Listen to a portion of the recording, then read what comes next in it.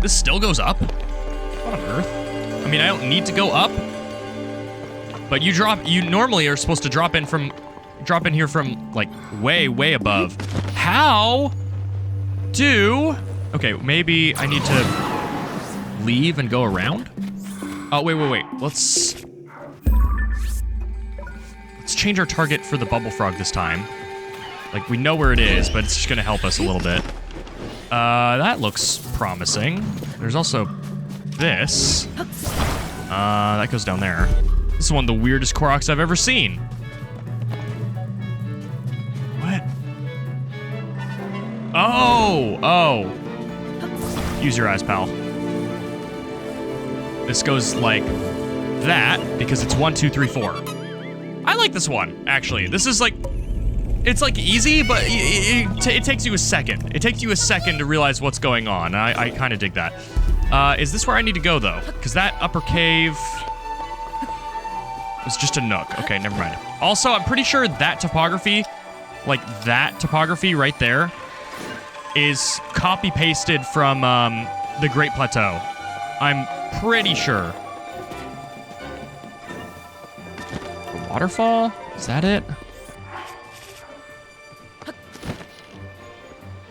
Oh.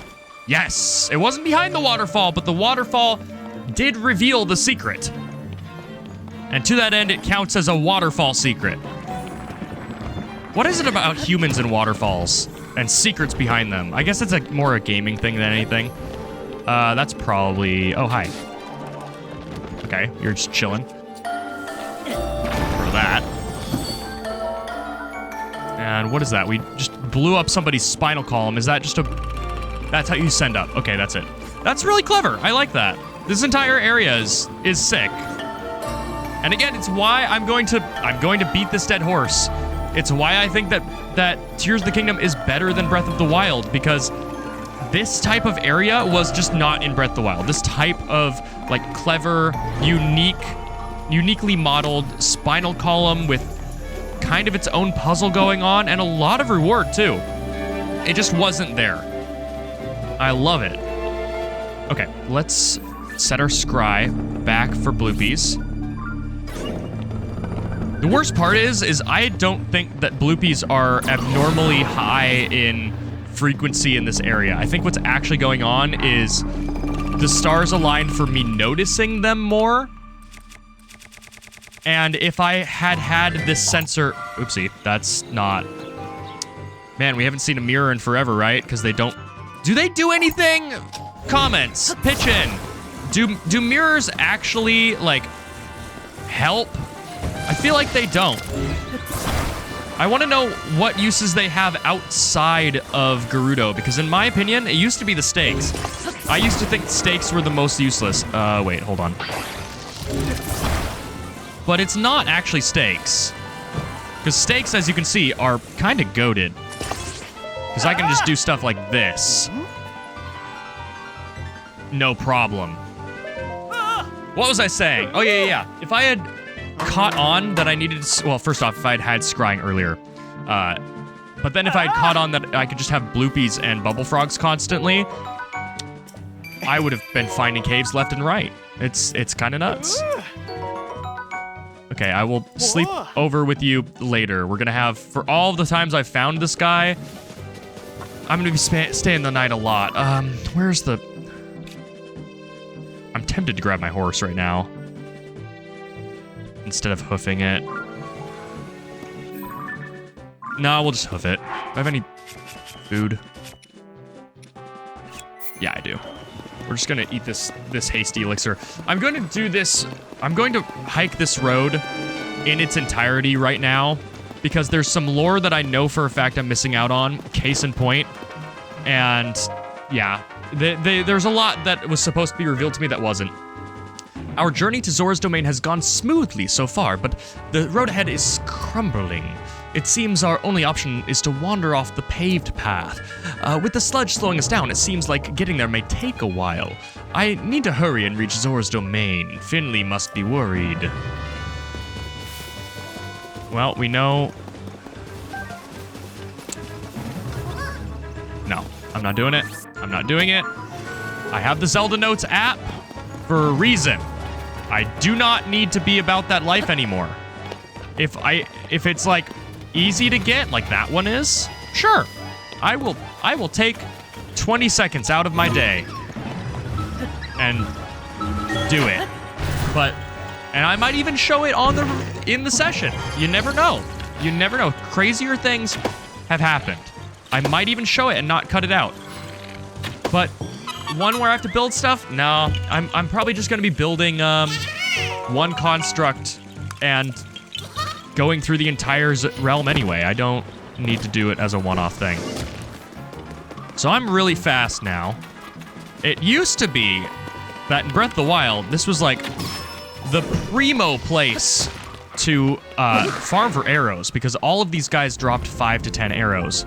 I don't think that's the case anymore, but I don't really care one way or the other, because I don't even know what clothes I'm. What am I wearing? What am I wearing? What is this garbage? This one, and that one. Man, the road really is damaged. It really does feel like they want you to go to Zora's Domain first, or at least it's like the most polished area in both games. Like they want you to go here to realize, oh man, things are really different. Well, I guess that's the case everywhere. I just feel like I notice it more in this game. We haven't picked up on a Bloopy in a long time, so that's good. Korok, nope. Surprising. I would have thought that there was a... Really isn't? Yeah, I personally... Oh, there's a Bloopy. Speak of the devil. Personally, I would have put an Ascend Korok in there, because that's really hard to find. You'd have to use ice and then, like, ride it down. That would have been kind of neat. Take me away! I really hope that Bloopies don't respawn. If they do, it's going to make my life a lot harder. In general. I don't think they do, right? They can't. They can't. That's impossible. There he is. Hi! Hi, little buddy. Show me the way. Okay, I'm gonna shoot you. Thank you for your secrets. Man, I got a lot of money. In Breath of the Wild, I'm just constantly talking about Breath of the Wild right now.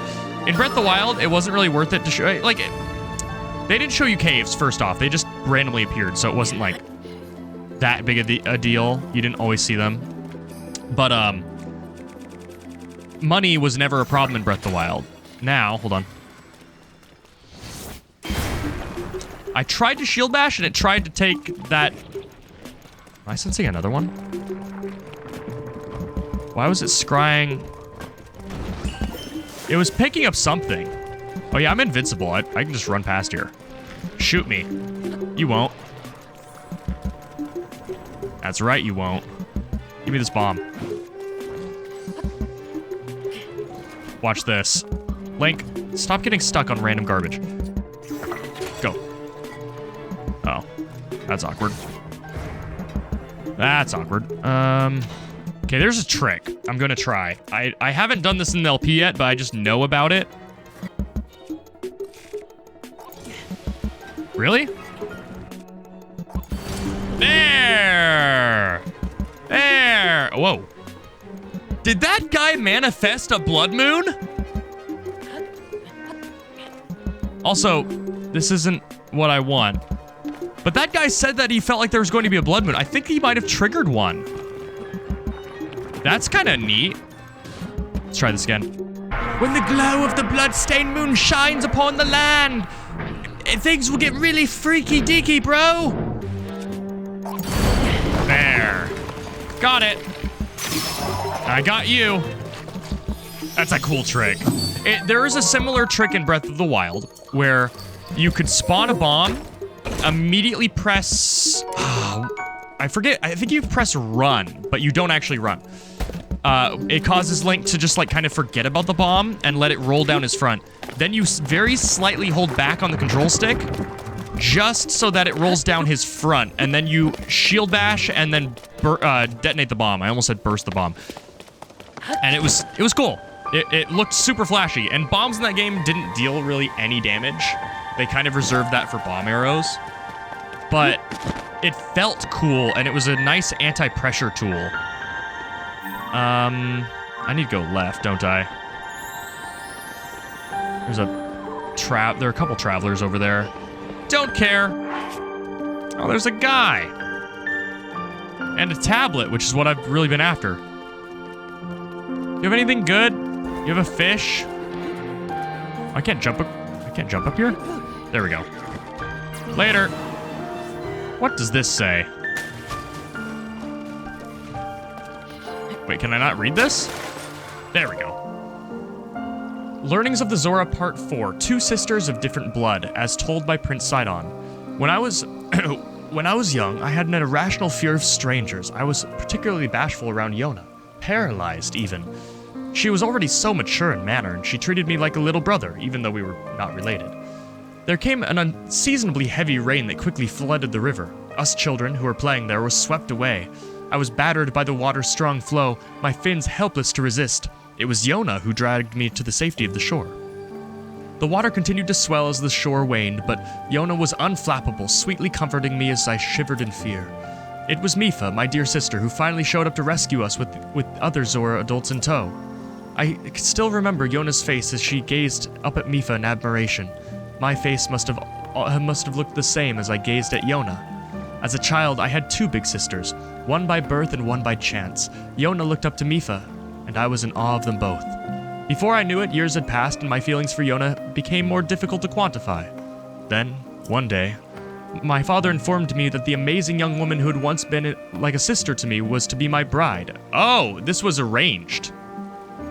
That changes a lot. Okay, I was thinking, okay, you're looking at her like an older sister, and then you got some feelings. Okay, there's a weird dynamic here going on. But no. Arranged marriage, got it. Perhaps these feelings and memories are too dear and private to commit to history, but such is the tale of this Zora prince. I learned a lot.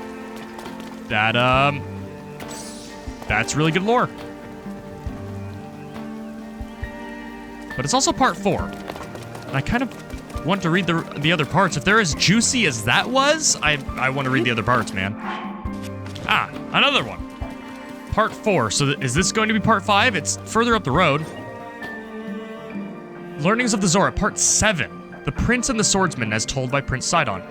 The rain always stops, except when it does not. This humorous saying was once repeated with a soft chuckle around here. Then, one day, heavy rain started falling in the domain, and no matter how many days passed, it did not cease. Although the Zora are a water-dwelling sort, we came to miss the warmth of the sun and the dry winds upon our backs. Alas, as fervent as our desire was, we had no means of stopping the cause of this unprecedented disaster. When all had given up hope, I, Sidon, took it upon myself to invite a Hylian to the domain. This young swordsman of few words was named Link. I trusted him at once, sensing great devotion in his kind eyes. It was immediately clear that my instincts were correct. Thanks to Link, we were able to face the threat head-on. Our battle with the source of the disaster was intense, but my newfound friend and I refused to yield until we finally triumphed. Sometimes, written words flow so much more readily than those spoken. Link, my dearest friend, you are an unparalleled swordsman, and I admire you so very much. He may lack fins and gills, and social skills, but it matters not. This hero among heroes exudes magnificence tempered with steadiness. Though we are different, our hearts both yearn to serve a higher calling. I learned much from him, and I am eternally grateful. As I recall my best friend, it occurs to me that, though the rains have ceased, perhaps a true adventure never does. Sidon's a good writer, as is whoever wrote this dialogue for Sidon. Marking this and committing it to my map. Yearnings of the Zora, Part 8, The Princess of Hyrule, as told by Prince Sidon. Once that despicable disaster had ceased to plague Zora's domain, a distinguished yet humble lady paid us a visit. This young woman who appeared with Link at her side was Princess Zelda of the royal family of Hyrule. I beg forgiveness, she said earnestly. Because of the royal family, Princess Mifa... She paused, unable to continue. Small, silent teardrops tumbled down her cheek and hit the floor, one after another, each saying 1,000 unspoken words. She gently wiped her eyes and lifted her gaze to meet the king's, speaking kind words of gratitude for Mifa's sacrifice. We knew well that what had transpired was the result of a decision shared by the Zora and by Princess Mifa herself. There was no need for the Princess of Hyrule's apology, and even less so for her sorrow. King Dorephan, along with the rest of the Zora, were moved by the depth of Princess Zelda's sincerity. She had held that unthinkable disaster at bay for nearly 100 years with nothing more than the sheer force of her own will. Yet she was not prideful. She dutifully set to work, traveling across Hyrule to secure cooperation for the kingdom's restoration. She was adored by all, yet so humble. She possessed an inner strength that shone like a star in the night sky. I used to think that inner strength could be forged by building physical strength, but now I'm not so certain. I feel a strong calling to one day acquire this same sort of strength within myself. Yearnings of the Zora, Part 3, the Great King Dorephan, as told by Prince Sidon, now king. Several springs after I lost my dear sister Mipha, a large group of Lizalfos attacked the domain. It matters not that this was my first true battle. The expectations of those around me weighed heavily on my shoulders. The absence of Mipha, who had always been there to encourage me with loving kindness, was like a spear to the heart. As for my own spear, though I was highly trained for its use, it seemed to only cut the air and slash the water's surface. I was taken off guard by the surprise attack from 3 Lizalfos hiding at the water's edge, each with their blade fixed upon me. I knew that my time had come, and that is when the 3 Lizalfos disappeared as quickly as they had arrived. In their place, I saw the towering figure of my father, the great King Dorephan, who had just bested my foes with ease. "Sidon, my son," he said firmly. "You allowed your heart to falter. That is the quickest way to fall on the battlefield." His words cut deep, but as I stood on the brink of despair, a familiar voice gently encouraged me. "Your king needs you." Many soldiers later attested that they were certain that they also heard the sweet voice of Mipha on that day. From then on, my heart was true and my resolve firm. By lending strength to our king, we were able to save the domain. I'm content with my exploration of Zora's domain. I didn't get everything, I know that, and we'll probably stumble across a light route or two that I didn't anticipate, and we'll clean that up, before we leave Zora's domain. But I am ready to head to the entrance of the depths that we discovered last recording session, the one behind the waterfall.